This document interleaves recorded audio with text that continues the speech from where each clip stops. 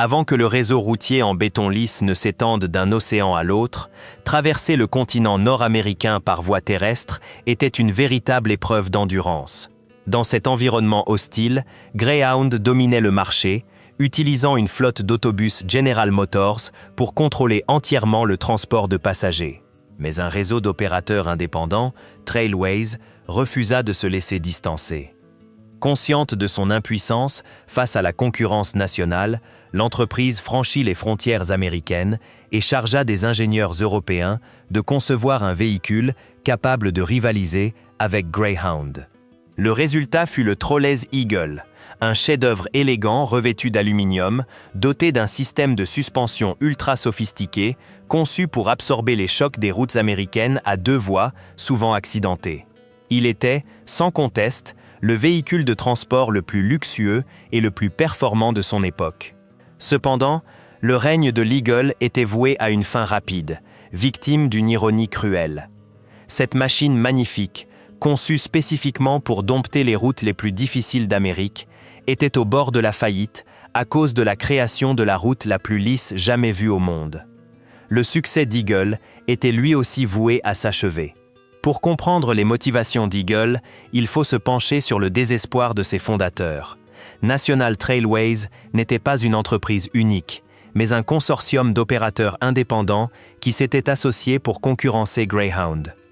Dans les années 1950, Trailways était confronté à un problème majeur. Greyhound bénéficiait d'un contrat d'exclusivité avec General Motors, lui assurant l'accès exclusif aux autobus les plus récents du marché. Les opérateurs de Trailways étaient contraints d'utiliser du matériel vétuste et de mauvaise qualité, ce qui entraînait une perte de clientèle, les passagers étant avides du confort et de la modernité offerts par les autobus General Motors.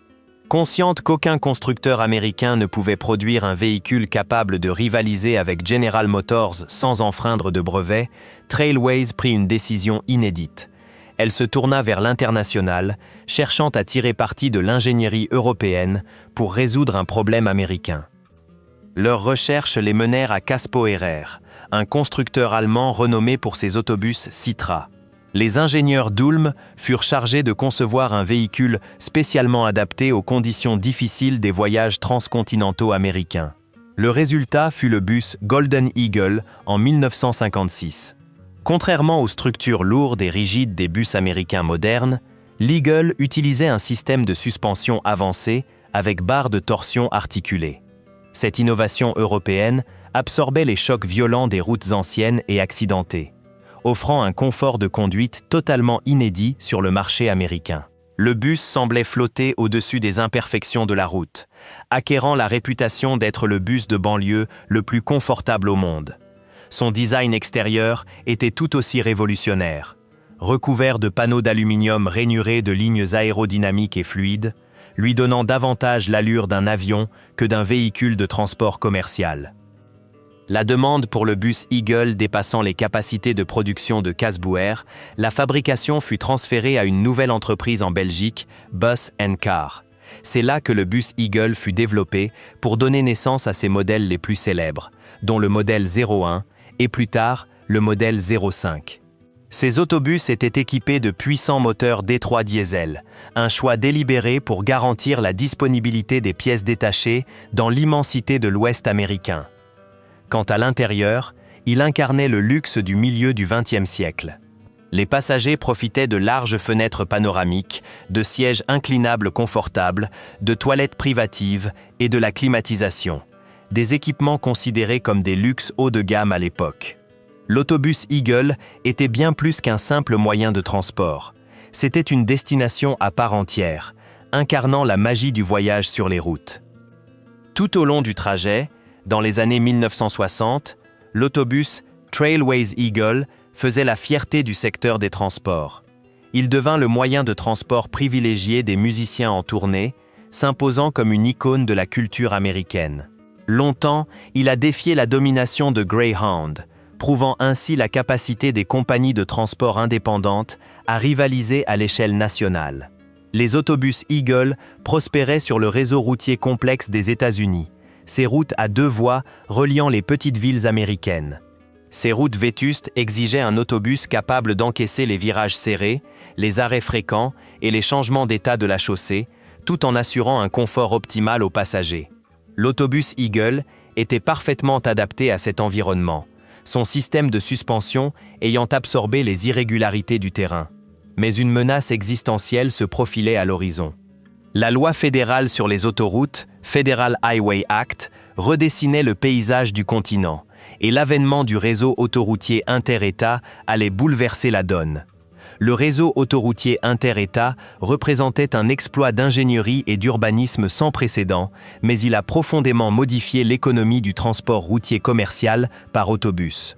Alors que l'ancien réseau autoroutier américain formait un réseau sinueux et imprévisible, exigeant une maniabilité hors pair, les nouvelles autoroutes étaient de véritables rubans de béton poli. Ces immenses autoroutes à plusieurs voies contournaient délibérément les petites villes et les communautés rurales qui constituaient l'épine dorsale économique du réseau de Tréloise.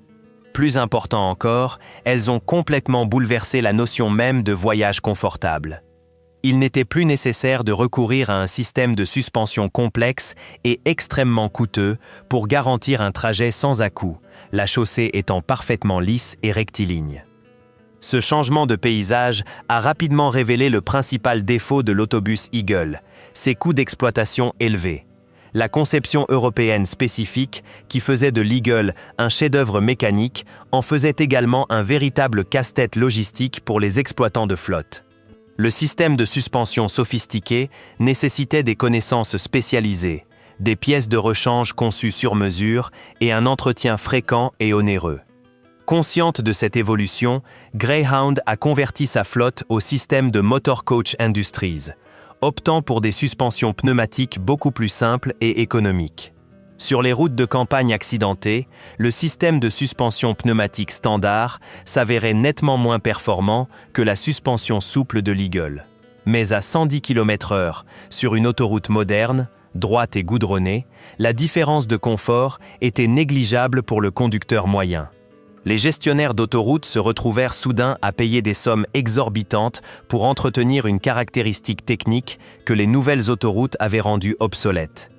De plus, les autoroutes portèrent un autre coup dur en permettant de véritables alternatives à l'Eagle.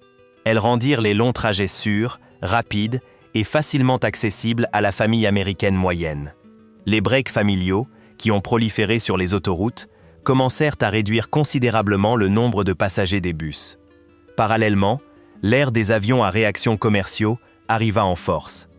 Ainsi, les voyageurs qui étaient prêts à payer un supplément pour le confort de première classe de l'Eagle, avec ses grandes fenêtres et sa climatisation, peuvent désormais embarquer à bord d'un avion et traverser tout le pays en quelques heures au lieu de plusieurs jours.